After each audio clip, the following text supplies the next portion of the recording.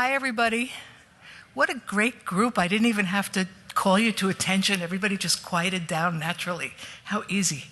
I'm Mindy Kurzer, and I have the honor of chairing the planning committee of the conference. And I'm not going to say anything about myself, but I'm going to introduce our speaker tonight. We are so fortunate to have with us tonight Chef Sean Sherman. Chef Sean has been cooking across the United States and Mexico for the past 30 years. His main focus has been on the revitalization and evolution of indigenous food systems throughout North America. In 2014, he opened The Sous Chef, a caterer and food educator in the Minneapolis-St. Paul area. His first book, The Sous Chef's Indigenous Kitchen, which is the one that two people just won and he's going to be signing tonight, was awarded the James Beard Medal for Best American Cookbook for 2018 and was chosen one of the top 10 cookbooks of 2017 by the Los Angeles Times, the San Francisco Chronicle, and the Smithsonian Magazine. So really fabulous cookbook. You should consider buying a copy tonight and having him sign it. And now I'm going to turn it over to Chef Sean. Thank you so much for being here. We're so fortunate.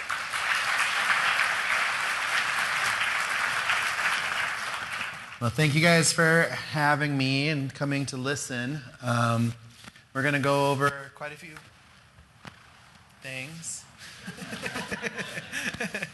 Slowly. So my name's Sean Sherman.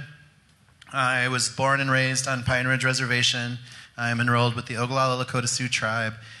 Both my parents were from Pine Ridge Reservation, and my grandparents also.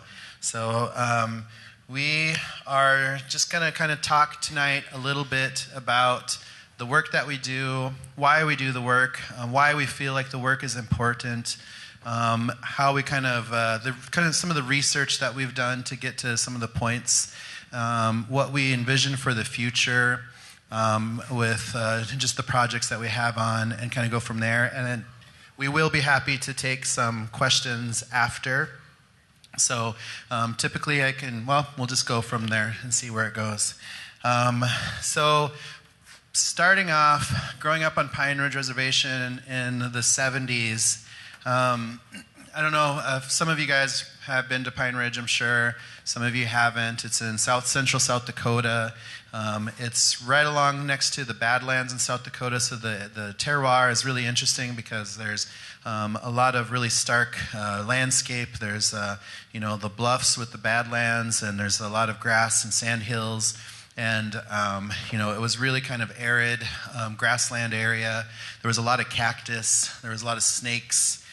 There was a lot of thorns in the dirt. And, there was just, it was a little prickly.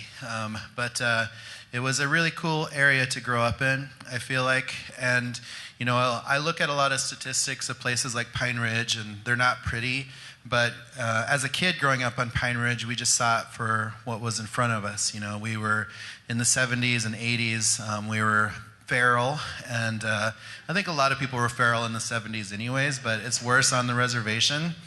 We were pretty wild as kids, and we experienced a lot of freedom. We got to really roam around a lot. We got to experience, we were always outdoors. We only had 1.5 channels, so TV was not the option. So we spent a lot of time outdoors with, I had me, a pack of cousins, and some dogs following us close behind. And, that was us growing up. Since we're always outdoors, we were always around all these plants. So to me, that smell of the prairie is just something, and the smell of the earth and the dirt is something that's so grounding to me. And plus, we spent a lot of times in the Black Hills, which was fairly close by in South Dakota. We had a cabin we would go to every summer and spend a couple weeks up there. And it was a super rustic cabin because it was an old log cabin from the turn of the century. It was in this really beautiful valley near the Needles, which is kind of on top of the Black Hills. And it was just a really gorgeous area. And it was just a great playground for a bunch of kids because we were always crawling up rocks and, just disappearing off into the hills for for the day and then coming back down a little scuffed up. But it was just a really special spot. And, again, those smells like the forest and the pine and just all the things that were out there were just, something that you touch base with when you're a kid and you're connected to the landscape and the world around you. And having that experience of living in a really rustic cabin where there was no running water or electricity, we had to go down to the pump every morning at the creek and bring up the water up the hill. And, it was funny when I moved to Minneapolis later and people were like, hey, we're going up to the cabin this weekend. So we drive up and this is not a cabin. It's like a 6-story house, like a 6-bedroom house with a pool and a lake. Like this is not a cabin. But anyways, perspectives. And so growing up in South Dakota, on the reservation, looking back later, I started to, what we do now is we do indigenous foods. If you don't know much about us, we focus on indigenous foods of North America. We try to really decolonize the work that we do, so we really try to utilize only the plants and animals and the knowledge and everything around us. So we cut out a lot of colonial pieces. We cut out dairy and wheat flour and processed sugar, beef, pork, and chicken, just to kind of prove a point that we could make some really beautiful foods using regional indigenous foods. And it's been a crazy path, because starting out, I didn't think a lot about it. We did do some things that were still very much a part of our Lakota food systems. We were harvesting timsala in the summertime, which is a wild prairie turnip. We were gathering choke cherries. We were drying out meats, and we were hunting. I had my first gun when I was about 7 and learned how to bird hunt at a really young age. And that was just the way it was. So, it's just, I think some people from reservations can identify with a similar group upbringing, but definitely people in the cities don't have a lot of that kind of background. So, growing up, my mom moved us off the reservation when I was just before high school. So it was just her, my sister, and I was pretty young. And we were poor because my mom was going back to school. She was working 3 jobs. She was raising 2 kids by herself. And I just took a job as soon as I could get one. So I started working in restaurants when I was just barely 13. And that kind of started my career in food unknowingly. But it was really out of necessity. And plus, we're fairly latchkey, so I was used to cooking small things at home. But I just started learning a lot more foods. So all through high school, and I went to school in Spearfish, South Dakota, where was Black Hills State University. And I just kept working restaurants. And then after that, I moved directly to Minneapolis in the mid-late 90s. And I just got more jobs in restaurants. And within 3 years of working restaurants in the cities, I worked my way up to an executive chef position. So I was pretty young, and I started, designing menus, and I had a good eye for plates. I had a good amount of work experience under my belt at that point already, even though I was young. I kind of learned management a little bit as I went, and, I got lucky because I started working for farm-to-table restaurants right away, when it was kind of a new thing even in the cities. Back then in the early 2000s, there was just a few restaurants that were really working on it. And then I remember going to some meetings with some of the farmers and ranchers locally, and there was literally 5 restaurants talking to the farmers and ranchers, trying to figure out how can we have a distribution point to get these foods directly into the city without having to go through the middlemen, because we just wanted to buy these cool foods from them. So it was really an interesting kind of upbringing in the culinary scene, because we were just a part of this thinking outside the box, because we stopped using the big box trucks. We stopped using the Sysco's and the U.S. Foods and the things like that, and started buying directly we started trying to buy everything local. And nowadays it's so normal. You go to restaurants and you see local food all over the place, right? And I started just playing with different techniques and cuisines and studying lots of foods. And I didn't go to culinary school. As at the time when I thought about going to culinary school, I was at the level of an actual sous chef, the French term of it, whereas just a level below the executive chef. And it didn't really make any sense for me to go back to school to get a degree to get about the same position that I was already doing. So I just, instead of taking, spending thousands of dollars on a culinary degree, I just bought their textbook, which seemed like a better way to go. Because I had a kitchen, I was around, I had a knife, and then I knew what to do with food, so I just started experimenting and teaching myself. And, still, I didn't have a lot of money, so I was just working really hard. I'd always been fairly independent, so I would spend a lot of time going to the bookstores and just sitting there for hours digging through all their cookbooks and reading all these new cookbooks and just soaking my brain up with new ideas and then leave without purchasing anything. But so I was being really resourceful. But I had a good run as a chef in the cities, and I had some articles here and there, and I met a lot of people and I networked a lot. And then a few years into my career, though, I just kind of had this realization all of a sudden that I had been studying all these foods from all over the world. And even in Minneapolis, like you go to Uptown, just south of downtown, and you can find food from everywhere. You have German food, you've got Korean food, you've got Ethiopian food, you've got all sorts of European foods. But the problem was that there was no foods representing the land that we were standing on, or the history of the people that are still here. And it just kind of struck me that I didn't even really know that much about my own Lakota cuisine of culture. I didn't know much about Lakota foods. I could rattle off a few pieces of Lakota foods, but I just didn't know that much. I could rattle off hundreds of recipes from Spanish and French and Italian and things like that, and I just knew a handful of Lakota recipes. And in a lot of the recipes I could tell were, definitely had been heavily influenced by, just some of the processed foods and things like that. So it really shot me on a path to try to understand, what was Lakota cuisine, first off. And I was living in Mexico for a little while. I was living on the Pacific coast, and I was just really struck by how much indigenous food culture was still alive down in Mexico. And I started seeing so many commonalities of just the indigenous peoples down in Mexico and growing up on Pine Ridge Reservation. And it just started making me look at food and region and culture differently.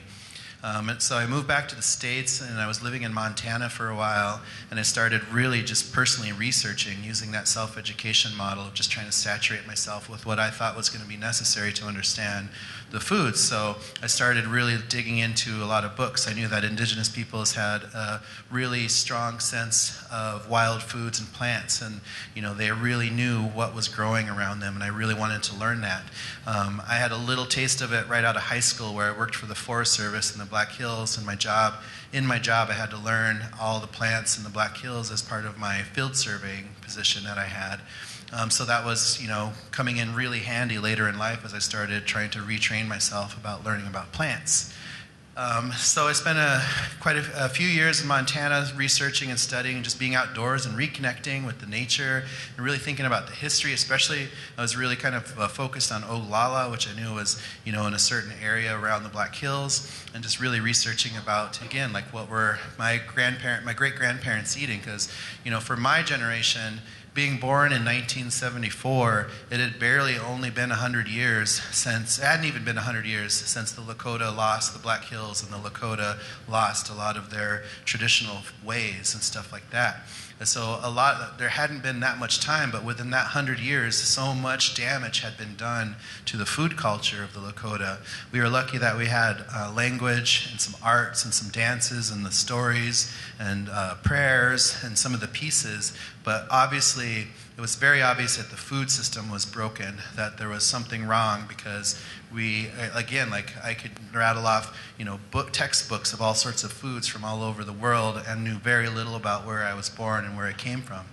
So that's where it kind of started, was just sending me down that path. And, so when we're looking and thinking about North America, it doesn't matter where you are in North America, there's indigenous food, there's indigenous culture, there's indigenous peoples, there's indigenous history, there's indigenous flavor, and chefs should be excited about that, because all of North America's history begins with indigenous history. There should be indigenous restaurants everywhere. That's how we should be defining our regions and everything. We should be able to drive in any direction and see the beautiful diversity that's out there when it comes to all of our regions, So that's the world we're kind of trying to shoot for. But still, it's getting better. We're starting to see this kind of movement. We're seeing some native chefs. We're seeing some native restaurants starting to pop up. But there should be more, you know. And I had to try to figure out, like, why aren't there more Native American restaurants out there? And why aren't there more people really focused on, what I thought was important and what our team thought was important of really decolonizing this kind of situation and really focusing on these indigenous foods. So we started using terms like, pre-colonial foods and pre-contact and stuff like that. So just to try to understand like how we got to where we are, you kind of have to understand some of these terms a little bit. To understand pre-colonial foods, you have to understand colonialism in general, first off, right? Because it's a tricky situation. And in the indigenous communities, we see that word being used a lot. So the easiest way to understand colonialism is Google. So if you Google colonialism, it'll say the policy or practice of acquiring full or partial political control over another country, occupying it with settlers, and exploiting it economically. So, pretty simple definition, and we're obviously well too aware of the effects of that. And we see a lot of this happening all across the world, not just in North America, but really coming heavily out of Europe during a time period, from the late 1400s onwards. We see an immense amount of colonialism happening. We see it happening in Africa and India and Southeast Asia, New Zealand, Australia, Hawaii, South America, North America, everywhere. And it's making Europe extremely rich because they're calling these new trade routes, but they're not really trade routes because they're just taking resources from all these countries that they're conquering, and they're decimating indigenous cultures around the world at an extremely fast rate. But people also have to realize how quickly this happens to us. Again, because for me, it was my great-grandfather's era. He was born on the plains, living traditionally, and within his lifetime sees, the loss of everything, the fall of all the taking of the Black Hills. He sees everybody getting pushed onto Pine Ridge Agency. He sees his children going to boarding schools and learning how to speak English and cutting their hair, and even to the point of seeing his children going to war for the U.S. government, which is so crazy to think about, right?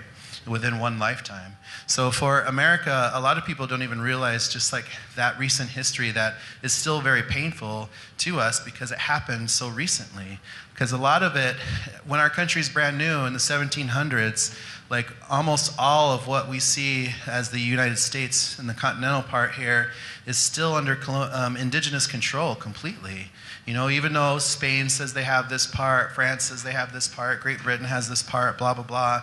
It's just, those are just imaginary lines that they divided up. But really, the indigenous peoples were out there in complete control. So, this map shows you on a time frame how fast the U.S. government moves to take over what is the rest of the continental U.S. And it happens extremely fast, especially just within that 100-year period, and especially after the Civil War, when they really set their sights forward. So between the years of 1840 to 1870 is where a lot of trauma happens. We're seeing genocide, we're seeing people getting pushed out into completely different areas, we're seeing a complete loss of culture happening, and this is just happening so fast, and this is so recent. This is not ancient history. So I do a lot of these talks and I talk about this stuff, and I have to break it to a lot of Minnesotans that there's history before Laura Ingalls out here, We just have to be aware that people have been living here for a long time. And, this map shows like how little was left, and we're still fighting for this. They're still taking pieces here and there, with like the loss of Bears Ears and stuff like that. We're still just losing so much. And, people, the U.S. government especially, and a lot of the western towns, especially the gold mining rush areas, like the Black Hills and the Rockies and the California, people were mobilized to try to just get rid of all the indigenous people. So we see things like the bounty systems happen. We see things like This is the flyer that they posted around town right before the Sand Creek massacre, and they say that whoever joins up, they'll be entitled to all the horses and plunder taken from the Indians, and we know how awful that atrocity was that happened to those people that were just living there, at Sand Creek. And we see this happening a lot. And we see it a very intentional method of warfare happening against Indigenous peoples from the U.S. government. So we see, basically what is a war on Indigenous foodways happening to conquer what is most of North America. Because if you can control food, you can control people. And the U.S. government was using these tactics very early on. So it could be from destruction of crops and seeds, like we see General Sullivan, Washington's general, doing right after the Revolutionary War when our country's brand new. One of their first things was just taking out all of these crops and grains and storage areas throughout the East Coast. Or we see the destruction of the bison in the Midwest, which happened so fast. Within 20 years, they killed off almost all the bison, And that was such a huge, important part to so many tribes out here. I mean, they were hunting other animals and stuff, but the bison was something so special, and they were so connected to them. There was so much respect going into those animals. But we also just see inadvertent takings of resources that destroyed other things. So the mass deforestation that happens across the U.S., this is a picture of a wood, this is just a picture up in the Black Hills of just like a lumber yard where they're just like, mowing down these forests. And we see this happen all out here. We see, these logging companies become extremely rich in places like Michigan, Wisconsin, Minnesota, the Pacific Northwest. The loss of the redwoods is such a tough one because people that lived in the redwoods, the indigenous peoples, they never had to cut them down. They figured out how to live with them, and they were able to build longhouses as big as this room, and all of their tools and supplies using pieces from those old ancient trees, never having to cut them down because they knew how to pull planks off the trees and never have to kill them or hurt them. Where, within a few years, they just mowed down. So today there's less than 10% of that whole redwood forest left standing of the old growth. And we could have had enough redwood for everybody if they'd just taken the time to learn, how to harvest some of these pieces. So it's just so destructive to lose so much so fast in such a wide area. And this, again, is something that we find happening all across the world. It's happening in Africa, it's happening in India, it's happening in Australia, it's happening in New Zealand, it's happening in Hawaii, it's happening in South America, it's happening in the Caribbean. This style, this greed for resources to become rich, And resources, some of them aren't even as important to the indigenous communities. Like, the indigenous communities don't care that there's a bunch of gold lying around. That's not what fed families, that's not what binded communities, It's a cool rock, it's a cool mineral, but what's important is people and family and land and the natural resources and the animals and being connected to all that. The next piece that we see being a really tough one on us is this war on our education and our knowledge. And a lot of this happens after being conquered with the efforts of assimilation. So we see the rise of these schools. We see the boarding schools in the U.S., and we see the residential schools in Canada. And really what's going on here is, as indigenous peoples, we've been able to pass orally down so much knowledge and education and information, and it was free. We didn't have to pay for education. It was something that was given to us by our living ancestors, and something that was taught to us on a daily basis, and something that we carried with us and knew well and passed down to our next generations. Paying for education, is a kind of a crazy construct when you think of it, because we can teach each other anything. We live in this informational age, and people are still privatizing education. We don't have to live like that. We can give out education for free. We can teach anybody anything. It's that simple. You just have to tell them, So these boarding school systems, taking all of these children from their communities and running them through these school systems where they're no longer able to speak their languages. Some of them won't even see their families again. They're no longer able to, dress in their traditional clothing. So they're taking thousands of years of generational knowledge, and it's coming to a screeching halt during this time period. And the person that creates this, he's a big believer that he can, that he can save the Indian, by teaching them how to be white. But obviously it was extremely, extremely destructive. So we see, these boarding school systems popping up heavily all over the U.S., really condensed, especially were places where there was a lot of conflict with the U.S. government. So around the Dakotas, Minnesota, and the Southwest, we see, in California, we see a lot of that happening. We see the same situation happening up in Canada, an immense amount of these residential schools popping up everywhere. Because you have to remember, people were living in every corner of North America, right? And this is just so extremely destructive. Because these kids, again, should have been learning their traditional values. They should have been learning how to hunt, how to fish, how to farm, how to gather, how to harvest, the prayers, the songs, the language, how to build clothes, how to build crafts, all of it. All of these pieces are what were important, and they should have been learning that. So again, for me, like being born in the 70s, there was bits and pieces of these things out there, but not as full as it should have been. If some of these pieces should have been able to survive. And they were just so adamant about trying to, assimilate these people into a culture that had nothing to do with us, and they were being punished for things that they didn't even really understand, and they're being taught trades, they're being taught how to woodwork and how to sew and how to house clean and all these kind of servitude type trades.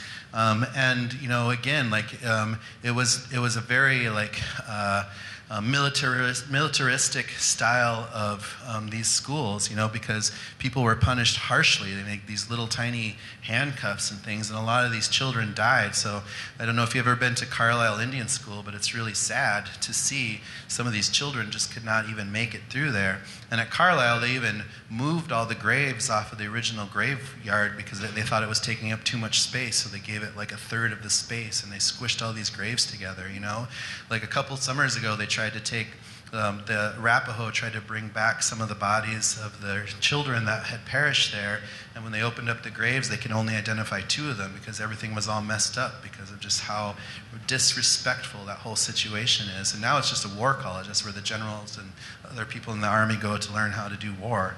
So it's a crazy situation, and it touches home to a lot of us who grow up on Indigenous communities, because here's a picture of the boarding school on Pine Ridge Agency where these families set up camp just to be close to their children because to see them, because they weren't allowed to go up and hang out with them, They just wanted to be close to them, just to see their children.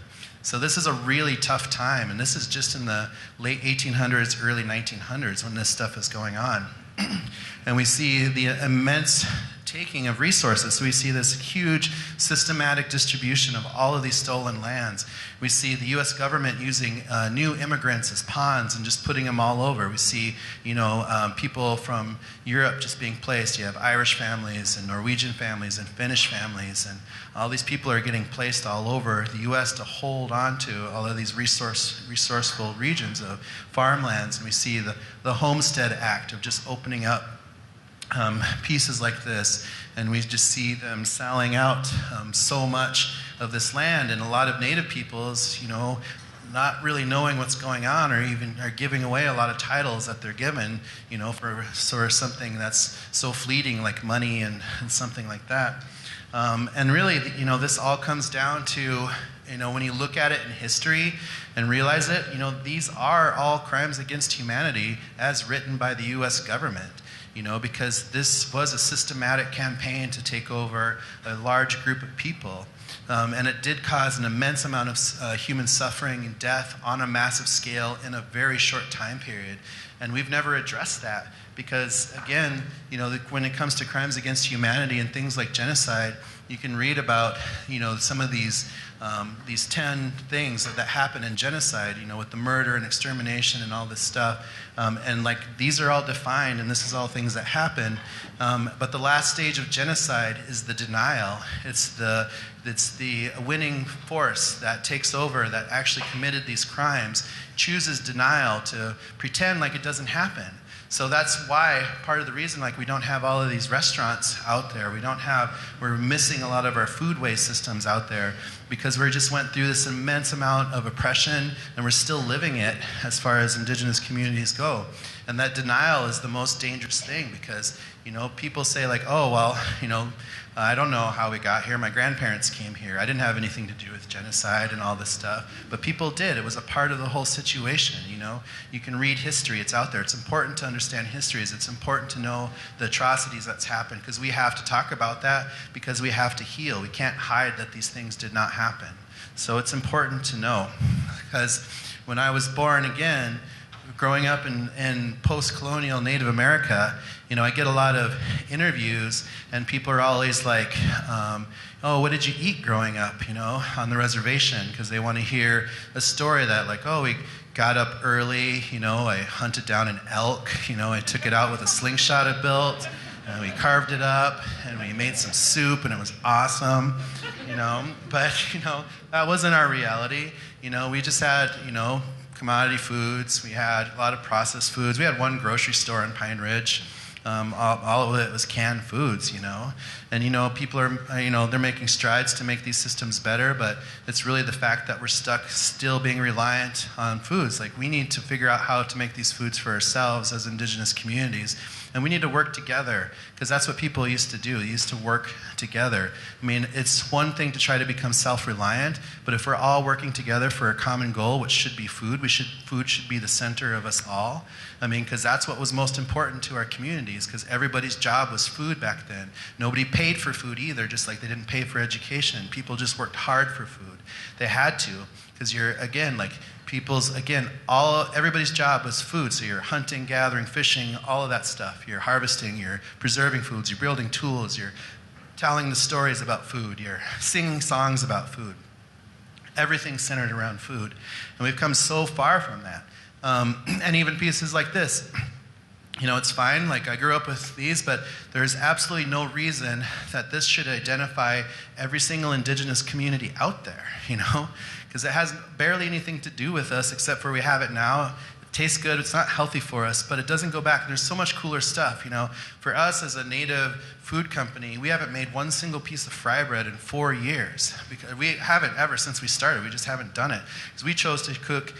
We chose to cook responsibly. We chose to cook only healthy food and just be that responsible. As chefs, we want to not only make people happy, but we want to nourish them, and we want to do it in a healthy manner. Fry bread was not the option for that. It tastes good and it's fine to have it, and there's going to be plenty of other people to make it, and it's going to be out there and it's fine. You can make a business out of it. It's super cool. Like Tokabe, awesome restaurant, Those guys are killing it. But we just chose to showcase all this other cool stuff. We chose to showcase, the beauty in the vegetables and the agriculture and the wild foods and everything else, because there's just so much. So for us, it was taking all of this understanding and trying to figure out indigenous food systems, and try to really understand what builds an indigenous food system on a large scale. So to look at North America in kind of a generic situation, you have to think about how diverse we are in just where, how many different kinds of regions we have. We have forests, we have swamps, we have deserts, we have mountains, we have coastal areas. We have all sorts of regions. In each of these regions, there's all sorts of different plants that grow and animals that grow, different peoples that live there in all these different parts. There's so much diversity just out there alone, just like that. But then when you add the layers of understanding the indigenous cultures of North America, a really great way to look at it is with the language maps. Because if you look at an indigenous language map, and these are mother tongues, so you have to understand that there's dialects within those, and there's also, these are very fluid lines, people move around, but for the most part, you can see like how amazingly, beautifully diverse we are as indigenous peoples across North America and Mexico. There's just so much awesome diversity. So if you can imagine then driving across North America in any direction, stopping at native restaurants, you would be able to see that diversity. You'd be able to see that beauty. And each of our regions should be identified like that. Because, Minnesota, there are a lot of Northern European descendants, But, what is true Minnesota food is not from Denmark, it's not from Norway, it's really coming from the peoples that have lived here for thousands of years before anybody else showed up. And it's the food and the flavors that are still around us. So that's what we should be focused on, because there's so many tribes out there today, and we could be, celebrating this just wonderful diversity. And even in the micro regions, there's even the smaller areas are also beautiful. This is a map of our region right here, all completely in Dakota language. And each little area talks about something different. So there's so much diversity even within the micro-regions. And we should be celebrating these pieces too, because even from where we are to northern Minnesota is completely different. And we can have diversity, and it's okay to be different from each other, because we can, have that's a commonality almost, to be different, right? So it's it's cool to think about. We think about what's still out here, 634 tribes in Canada, 573, I think that number keeps changing, in the US, and 229 or so in Alaska, and a fifth of Mexico speaking Indigenous language and carrying so much Indigenous foodway knowledge alive today. It doesn't matter if one part of North America speaks Spanish, one part speaks English, and one part speaks French. Those are all colonial languages. Those don't matter, What really matters is the landscape that we're on, because people drew up all these invisible borders on top of the Indigenous communities. So it's the Indigenous communities that really should be the backbone of the regions, because they're the ones, like the rest of the world and Indigenous communities, had figured out how to live sustainably and resourcefully, utilizing only plants and animals of their particular regions. If they're trading with other groups, great, that's an add-on, but people had to figure out how to live sustainably with what they had around them, using plants, using animals, and just using what they had, and being extremely resourceful with everything, right? So when we're looking at Indigenous food systems, we're thinking about all parts of it. We're not a triangle. We're not a food pyramid.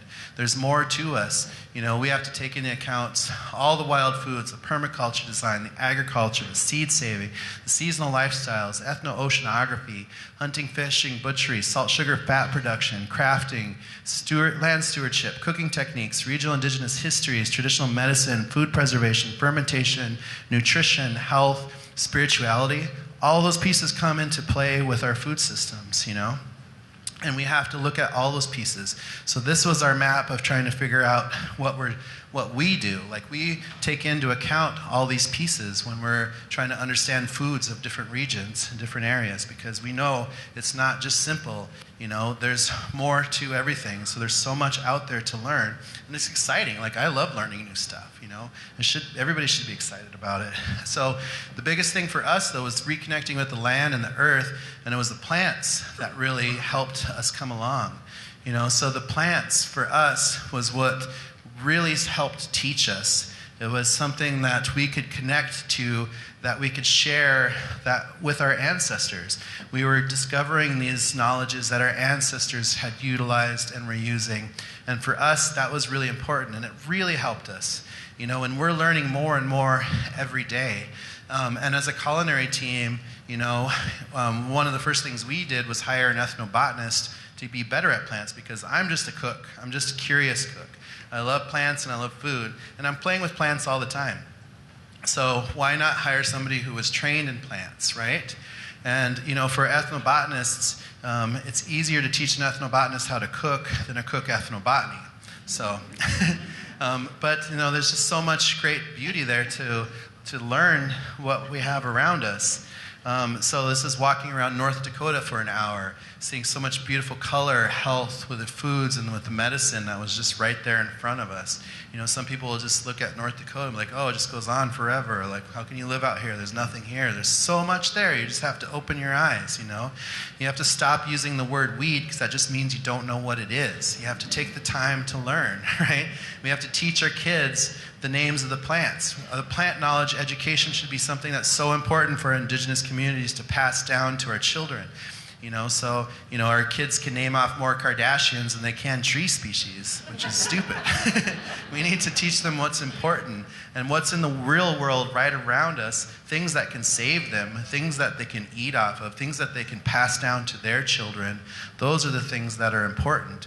Those are the things that we should be saving, because we see, as a chef, you see so much beauty and flavor. We see sours, we see like choke cherries, we see spring vegetables, we see the spruce tips, and those are ramps tips. And this picture I bought at the Wedge at the beginning of the spring. And it's funny because they're coming all the way from Oregon, so I know spring's around the corner if I'm seeing these vegetables in the co-op, right? That's coming to Minnesota, so we know spring's coming when we see them out there. But they're selling the spruce tips for $30 a pound, and within a couple of weeks they're going to be all over the city for free, like right outside the door of the co-op, basically. So we're so disconnected for food. We're just like, oh, $30 a pound for this weird vegetable, I'll buy that, But you could just go pick it, There's stuff all around us. And mushrooms, of course, are something different world than plants completely, of course, but we love harvesting mushrooms. Timpsala, this is the prairie turnip we harvested when I was growing up. This is camas root from the Pacific Northwest. So thinking about staples that people utilize to survive off of. So for us, Timpsala was a big one. For them, in such a huge area, camas root was so important. And there's so much history and strife with the destruction of these camas fields that were just obliterated within one season after thousands of years of stewarding over these landscapes and making sure that these plants and these fields were healthy, to watch them disappear so fast. Wild rice, where we are. And wild rice used to grow all the way out towards New York. We have efforts as far as Michigan and Wisconsin and Minnesota. If you guys have only had the black wild rice, you have to pick up some Minnesota hand-harvested wild rice while you're here, because it's just so different, a lot of us can see the difference between the rice in the different lakes. We can tell the difference between Net Lake wild rice versus Leech Lake wild rice, versus Spirit Lake wild rice. Everybody has all their beautiful different nuances. And we spend, wild rice season just passed, and it's such an exciting time, to see how much wild rice is going to come out of the seasons, because it's just such a beautiful thing. And there's no petroleum being utilized here. Some people are building their own canoes and their own knockers, collecting everything, cooking everything over by fire. And it's such a wonderful resource that we've lost so much of. And again, completely different from that black wild rice, because that black wild rice was modified to be able to be grown in fields so people can combine it. So we just call that paddy rice, because it's not wild rice at all. It's completely cultivated. So you have to try the real, true manoomin that we have out here. And it's just been making families happy for so long. Coastal areas, just thinking about all the plants that live in the water, that's so amazing to me, because I'm, been landlocked most of my life, and I'm so excited when I get out to a coastal area and just to see the tribes that utilize all of these beautiful plants that are so exotic to me, and they're just so cool, but again, so full of health and nutrition, and so much cool stuff and flavor that you can live off of, and people have been utilizing them and harvesting them forever, So it's looking at not only like the coastal tribes, they have inland and the whole sea area. They have all the mammals and shellfish and everything that's out there. It's just so cool to think about all these different food systems. Or in the desert, where if you're from up here, all the plants look like they want to hurt you or maim you in some way. But we know that our indigenous relatives down there live very happily with them, and they know how to harvest everything, and they're a part of their daily lives. They're a part of their yearly lives, And there's such beautiful things, and indigenous peoples know how to live with the plants around them and how to harvest and how to take care of them and the respect that goes back into them. It's so beautiful to think about, and just respecting everything, You're not going to chainsaw down that saguaro to get at its fruit. You're going to be very respectful for what you're being able to harvest. And, there's a lot of prayers that go into things. There's a lot of offerings that goes into harvest. And we should be that respectful with what we gather, And we look at North American agriculture because it's also super awesome. And, you know, we live in this era of these monocultures where a lot of our land has been deforested, and we see like one kind of mutant crop growing in all these gigantic areas. But we have so much beautiful diversity across North American agriculture. So we look at agriculture starting from the bottom of Mexico and shooting both directions, north and south. You see corn culture carrying with it northward seeds like corns, beans, squash, sunflower, chilies, amaranth, tobacco. And there's just so much beautiful stuff happening. And, you know, a lot of people know these Three Sisters style where you grow the corn and the beans crawl up and the squash covers, but that's a very particular East Coast because since we're so diverse as Indigenous peoples, we had so many other farming styles. Like Mexico City, they had what they called floating gardens, but they were just these beautiful raised bed systems that they were able to grow so much wonderful soil because that soil was constantly regaining more nutrients, and they're able to constantly just grow huge yields of food with this really nutrient dense because they were so clean with their waters, and they were so clean and with everything that they just were able to produce so much food for a large city like that, and utilizing again the same kinds of things, the corns, beans, squash, chili, sunflower, amaranth. Where you look at the Southwest, you know, you look at this is a Zuni farm, so you look at the waffle systems, you know, or over, you know, hundreds of generations, they're able to grow out seeds that become heat and drought resistant, and they're able to thrive in a desert region, you know, which is a huge human feat to be able to grow these beautiful and diverse seeds. And it's not just one variety, they're growing many varieties like we are all across the board when it comes to agriculture. Because again, agriculture crawls all the way up Mexico, all the way through the Southwest, East Coast, the Caribbean, along the entire eastern seaboard, up into parts of Canada, up the Mississippi, Missouri River Valley. So such a huge area where agriculture stretches out before Europeans show up. And we're lucky that we have any of these beautiful seeds left, because here is a buffalo bird woman. She's a Hidatsa from New York, and she's growing a row system. Again, same things, corns, beans, squash. If you guys haven't read Buffalo Bird Woman's Garden and you're interested in agriculture, you absolutely have to read it because it's a beautiful book. It's a really rare, unique perspective on Indigenous agriculture, but it's one of probably the most rare books with a female perspective, an Indigenous female perspective, because it's so rare to find that Indigenous female perspective in history recorded as this book did in her words, basically talking about being a Hidatsa woman, learning how to farm from her mother and her grandmother, as they always had for, you know, generations, and these beautiful seeds that they grow, and, you know, using buffalo shoulder bone hoes and antler rakes, and they detail everything in this book so well, so it's super cool. So again, like all of these beautiful seeds that we have, we're lucky that we have these because we lost so many seeds with the destruction and the loss of our lands during that period of the 1800s. We have no idea what was lost, really. It's hard to say because a lot of this stuff wasn't written. Some of these seeds were just passed down from generation to generation, and then the destruction of one community could have just wiped out whole species, you know? So we're just lucky that we have this beauty out there. So the corn, if you're in a corn culture area, we know how special it is and how amazing it is that we've carried these seeds, and they are just as resilient as we are as Indigenous peoples to get to this point where we're still alive today and we're still growing and we're still creating more every year. Beans, again, the same thing. Squash, there's just so much beautiful diversity out there. So then we also look at Indigenous technique. For corn culture, nixtamalization is so important.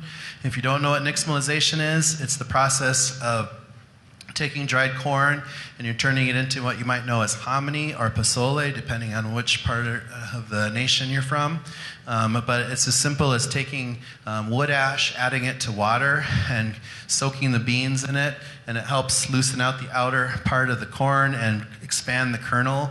But what really happens, because of this alkaline bath, it makes the corn extremely soluble for your body to intake all these nutrients that are necessary, especially the minerals. So you get a really high concentration of calcium, potassium, magnesium, iron, and zinc. So a lot of our corn was processed this way, because if you just typically eat straight corn, especially sweet corns that we see today that are super modified, then you're just getting a lot of sugar content and you're getting a lot of fiber, and it's just shooting right through you, and you're not really getting much else than that. But if you're using nixtamalized corn, then you're going to find that it's really healthy for you. And you find the nixtamalization process happening both north and south, so it follows corn culture both directions into the Americas. And so it's something that's super cool that they, I'm sure the process of nixtamalization was around before corn even came, because it's something so simple. Because whenever you cook anything down into ash form, all that's left is minerals, and all those hard minerals just turn that water into an alkaline bath. So if you study culinary, you can learn the difference of cooking foods with alkalinity or acidity, and what they do to the different, like cooking one food one way with one way, it just changes it. So that's scientific, but it's something so simple but so important. We also look at food preservation. So drying out foods is the most obvious one and widely used and important. So we use a food dehydrator all the time. We dry foods outside all the time. It's like dehydrating foods is so important because they hold so much mineral and vitamins. And just, if you think about, if we just imagine if one grocery store would take the time to pull fruits and vegetables before they start to go bad, and just take the time to do something as simple as drying them out, how much stock in food we would have just from one grocery store doing that, It'd be so much fruits and vegetable and nutrition, We're so wasteful. We throw so much food away. So much of our food system just goes straight into the garbage, So as chefs, we try to be conscious of that. We try to be conscious of food waste. We try to be conscious of preserving foods and making it, last some way. Because we can save foods. We can be resourceful, And I love the picture of the Lakota woman cutting up the squash, because it's like, as a chef, I see the cut, It's like so perfect. Like she's doing an awesome job. And I guarantee she doesn't have a $700 Japanese knife like my guys do, And that's a cool picture. So as chefs, when we're using some of those cool pieces, we're making sure that we're saving all these pieces. We're not just throwing away all these insides. We're saving these seeds, drying them out, getting them back into the hands of the farmers and growers to make that circle complete, so we can hand those seeds out, because each one of those special squash can grow hundreds more, if given to the right people. So we try to be very conscious of that. So for us, it's just trying to take this information, figuring out how can we do this today? How can we apply a lot of these knowledges of the past and utilize them today? So we're really looking at re-identifying North American cuisine, because we should, as Indigenous peoples, be what really represents North American cuisine, not just kind of an echo of European foods. We need to, it shouldn't just be hamburgers and Coca-Cola all across representing all of the U.S. or poutine for an entire country, So creating a team where we just actively started utilizing these pieces. We actively started harvesting in seasons. We actively started just always being aware of the plants and the surroundings and researching things and trying to understand and reconnect, and creating a team that is constantly working on that and seeing plants and food and flavor all around us constantly, and creating our own pantries. We don't have to, mimic a Betty Crocker cookbook recipe for everything. We can make our own seasonings. We can dry out things. We can dry mushrooms and squash and fruits and turn them into powders. We can collect herbs and seasonings to make food taste like exactly where we are, of things that came in season. But we had to be outside to gather those things, to make those things happen, and to have fun with it. As a culinary team, we're making things beautiful and we're having fun. We're putting artistry on the food, but we're keeping the food simple and making the food taste like where we are. This is a picture of rabbit, cranberries, wild rice, cedar, maple, and you could stand on a lake in Minnesota and look around and spot all of those flavors right there around you. And that's all you need to make food taste good, is literally what's right under your feet. And again, have fun with the food, play with it. There's no rules, just have fun. We just try to make food look pretty. We like to make people happy, but we want to make people healthy too. And food should be simple, because it's beautiful when it's simple. You don't have to do much to food to make it beautiful, and you can keep it, let it be what it is, You don't have to manipulate it. So creating businesses like our food truck that we sold to White Earth last year, it's, opening up this cool native food truck, and we're only going to serve healthy indigenous foods. Like there was no sodas, there's no Gatorades, there's no Snickers bars. We were serving just foods of this particular region. We weren't even fusionizing other cultures. We were just serving foods from right here. So wild rice, and corns, and beans, and squash, and rabbits, and walleyes, blueberries, and elderberries, and choke cherries, and plums, and all these things that we have right here, prioritizing all of our purchases from indigenous vendors first, and then looking at local people growing indigenous foods, harvesting foods ourselves, but making a business and just showcasing that we could do it, that we could create a business that serves only regional indigenous food and is healthy. And again, even though we didn't serve fry bread, we didn't get run out of town either, so it was a good test. But the most important part is getting to the communities and being able to serve these foods and these dinners to large groups of community members. It's so important to see the expressions, especially with some of the elders, because sometimes they haven't had some of these flavors for a long time, but they'll spark these memories, and the elders will all of a sudden remember, like, oh, my grandmother used to use this plant. I totally forgot all about it, and that food and that flavor will spark that, and all those memories come pouring out, and it's so great to listen to all those stories, and it's really important. We need to make this more a part, because we don't have to serve orange drink and chocolate cake and fry bread with every big community gathering. We should be celebrating something that's unique to us, special for us, and making us really identifying us who we are with our own foods.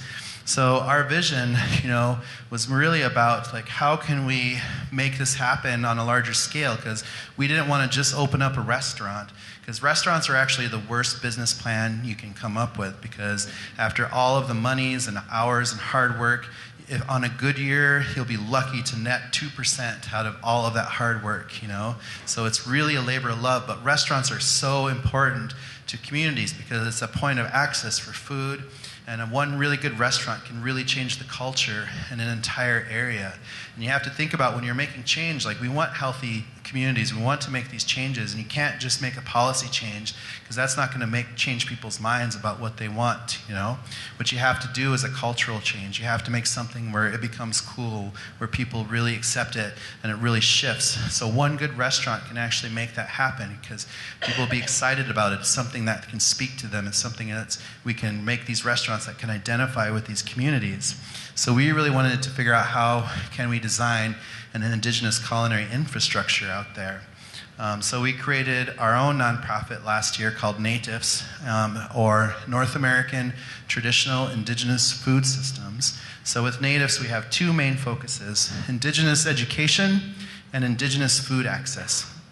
So we feel like trying to give back two of the main points that our colonizers took against us, people that took away our education, to people that took away our food. These two pieces can be the most effective when it comes to really making a cultural shift and change. If we give the education out and we're able to create food access and put the healthy food access into communities, then we can start to see the change. So the model that we're utilizing is going to be under the name the Indigenous Food Lab.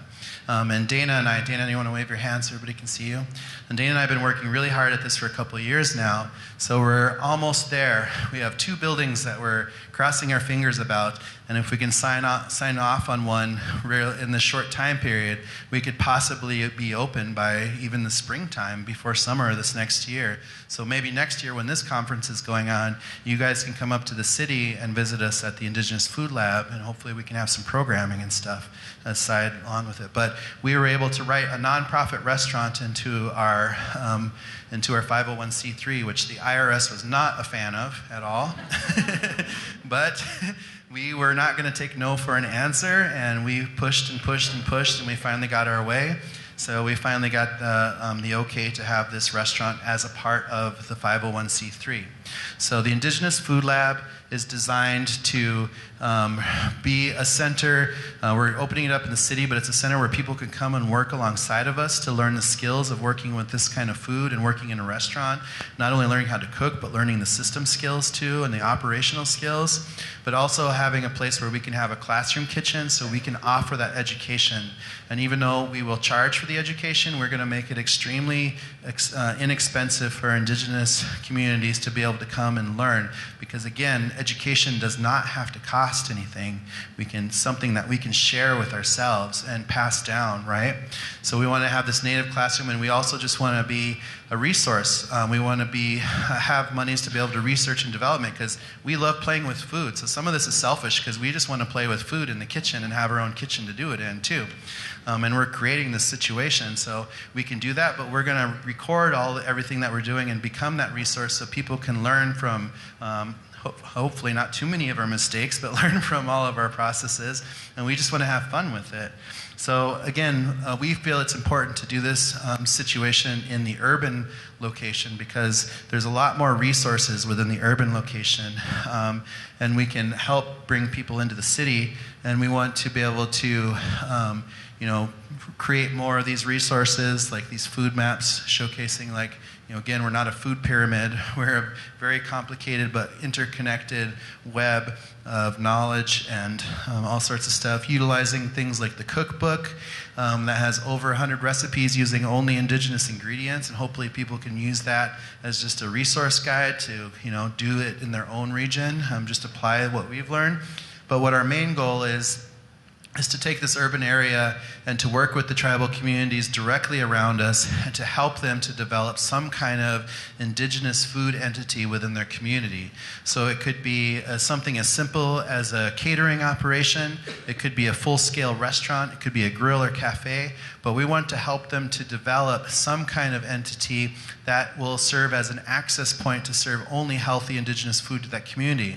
Because some communities might have only a gas station in their community or something like that, where you can't live healthily off of a gas station. There's just no way about it. Everything's saturated with sugars and bad sugars and lots of overprocessed foods, and you can't live healthy.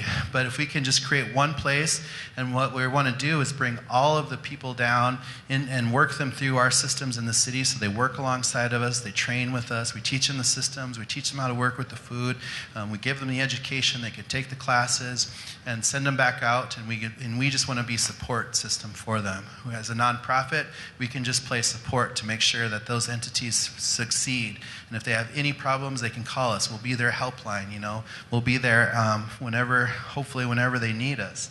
And we hope that it spurs more things like getting people to create more community gardens, and we want to see permaculture design. We really believe in permaculture design because we should be placing food everywhere we possibly can. There's no reason why so many of our communities should be suffering from all of these food issues when we can just be putting plants in the ground that serve us with food and medicine, because we can landscape any way we want to. Lawns are stupid. You need to put food everywhere you can, and we can do that. So we want to give people the resources and the knowledge and the education and the networks to make those kinds of things possible. We want to hopefully see more and more indigenous food businesses pop up that we can help support, because we can purchase food from these programs and from these companies, whether they're nonprofit or for-profit, or maybe it's just a small community having kids make teas or something like that. We want to be able to support efforts like that because we'll be able to sell them through this restaurant situation. And then our last goal is to open up indigenous food labs everywhere we possibly can. So we want to hit urban areas. Thanks. We want to hit the urban areas, and many areas will prioritize opening up the indigenous food labs in cities where there's obviously heavy populations of indigenous communities, and each of those indigenous food labs will serve the same purpose of helping drive business development, helping be a support system for the tribal communities, and helping to connect us through this food network. And there'll be all sorts of opportunities. There could be distribution opportunities, there could be marketing opportunities, there could be all sorts of stuff, educational, academic opportunities. But we should be able to see, this is a path that we found. So we're basically using a franchise model. So we look at, businesses like Five Guys, Burgers and Fries. Like, how are they able to open up 200 stores within a year or something like that? And then the question was, can we do that same kind of situation with native foods? And we didn't. And being a nonprofit now, we're going to be able to push that out there. So within a 10-year period, we can make a lot happen with we need a lot of support. We need a lot of people from all over the country who want to work with us and help us make this kind of situation happen, because we can help connect all of us with food. And it's something so simple. communal, something we can work together as a whole. And food would be the center of us, and food would connect us as it should, because food is the one thing that we all have in common no matter who we are or where we are. We all need food. And understanding somebody else's food is such a great way to understanding who they are. It's that food is our cultural identity, you know. We have to understand the food of our ancestors. So it's just a great, you know, for us, we see this as an indigenous revolution and evolution at the same time. We're growing with it. We're not trying to do just traditional foods of 1491. You know, we're not trying to put ourselves in that box. We're trying to grow with this. We're going to make contemporary foods. We're going to create new recipes. We're going to create new chefs who are going to create new recipes. And it's going to be awesome because it's going to be indigenous. It's going to be coming from our communities. It's going to be coming from our children's minds to make that happen, you know. And it's really about that. It's about building that framework for the next generation. The best thing we can do in our lifetime is help set up our next generation. So if we could just set up a framework, a network, so they can succeed, they have opportunities, they can find passions and do things that can make a difference and maintain culture and maintain health and nutrition, you know, that's what's going to be positive, because it's that next generation of kids. Those are our leaders. They're the ones that we need to give them that opportunity to step forward and to become stronger again. And to work directly with them, you know. We need to be working right next to them. So, you know, I guess to end this, you know, be the answer to your ancestors' prayers.